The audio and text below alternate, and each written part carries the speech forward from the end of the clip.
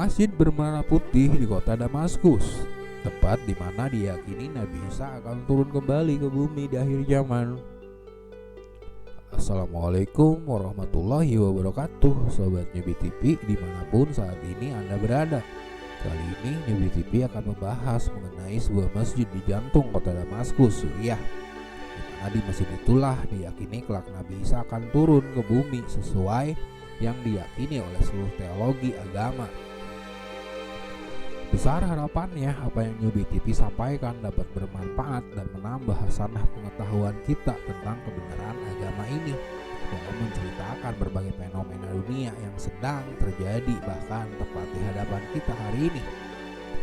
Nyebi TV kemudian mengajak Anda untuk menekan tombol like dan subscribe serta membunyikan tanda loncengnya untuk selalu mendapatkan pemberitahuan dari video-video yang Nyebi TV sajikan kemudian.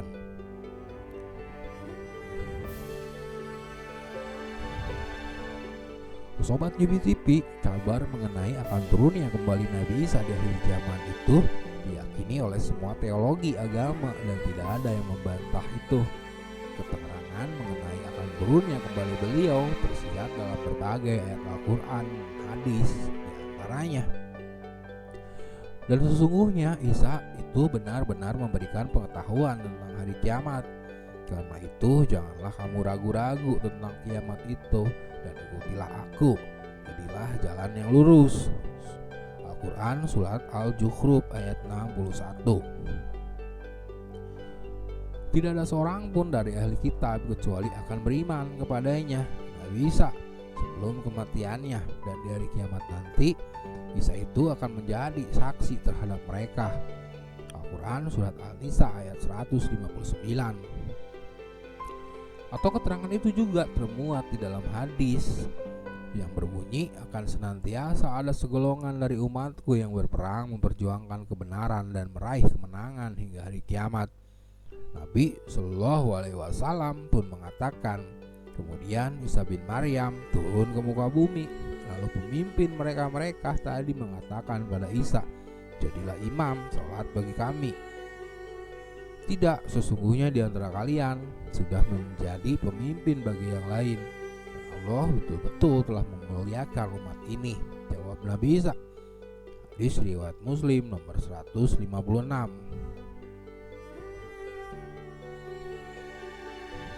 Lalu di manakah Nabi Isa akan turun?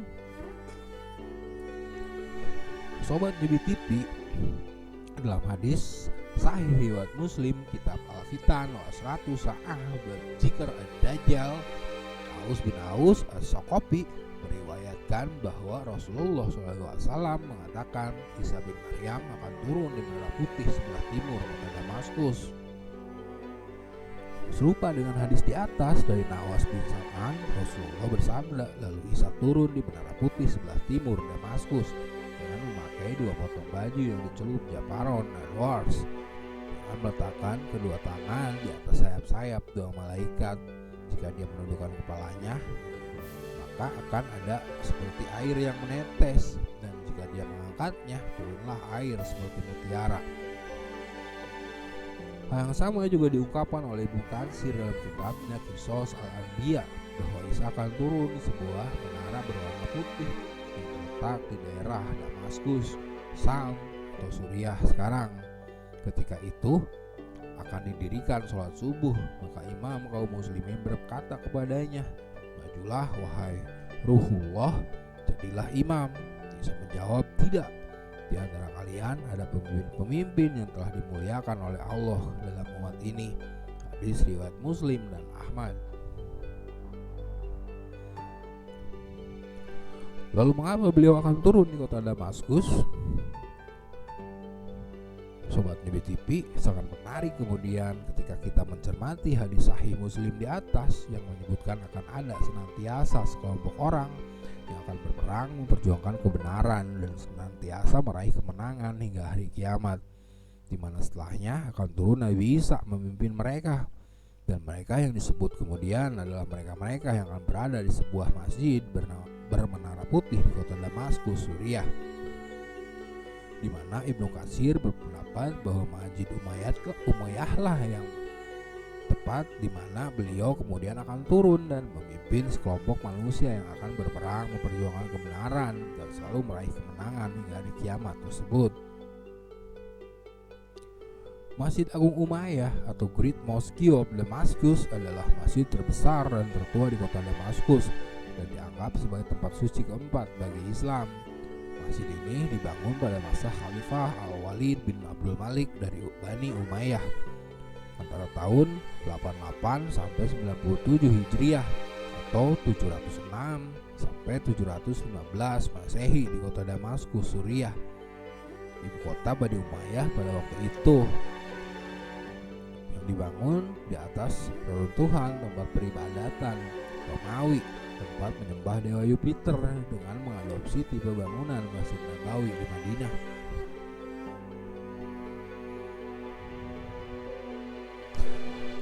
Ciri masjid ini adalah memiliki 3 menara yang merupakan usaha pembuatan menara pertama di daerah Syam, Suriah, dan sekitarnya, dan 4 pintu yang dihiasi dengan mozaik.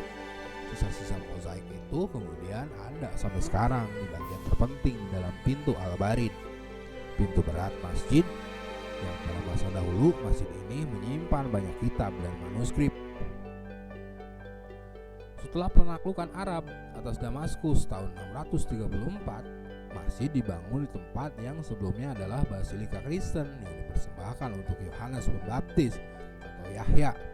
Sejak zaman Kekaisaran Romawi Konstantinus I, masjid ini memiliki makam peninggalan suci yang diyakini sampai saat ini masih berisi kepala dari Yohanes Pembaptis atau Nabi Yahya, yang dihormati sebagai nabi baik oleh Kristen maupun Islam. Juga terdapat berbagai penanda lokasi penting lainnya di dalam masjid dari Syiah, di antaranya tempat di mana kepala Husain bin Ali, cucu dari Nabi Muhammad, yang disimpan oleh Yazid bin Muawiyah, serta makam Salahuddin Al-Ayyubi yang berdiri di taman kecil di dinding utara masjid. Lalu menjadi lebih menarik kemudian setelah lokasi turunnya sudah dapat diasumsikan di sebuah masjid bermenara putih di kota Damaskus. Lalu siapakah mereka? Sekelompok orang yang senantiasa memperjuangkan kebenaran serta senantiasa meraih kemenangan hingga hari kiamat, yang kemudian akan dipimpin oleh Nabi Isa. Adakah mereka adalah mujahidin Afghanistan yang jelas-jelas bukan merupakan penduduk asli Damaskus, Suriah? Ataukah laskar jihad multinasional yang dibentuk Saudi Arabia yang bergabung bersama para pemberontak Suriah guna melengsarkan pemerintahan Suriah yang sah, yang kemudian laskar-laskar itu justru dikalahkan? Ataukah Islamic State yang mengklaim berniat mendirikan daulah, yang kemudian nyata-nyata mereka justru bikinan Amerika Serikat yang lagi-lagi bertujuan untuk menggulingkan pemerintahan Suriah, namun lagi-lagi gagal dan kalah?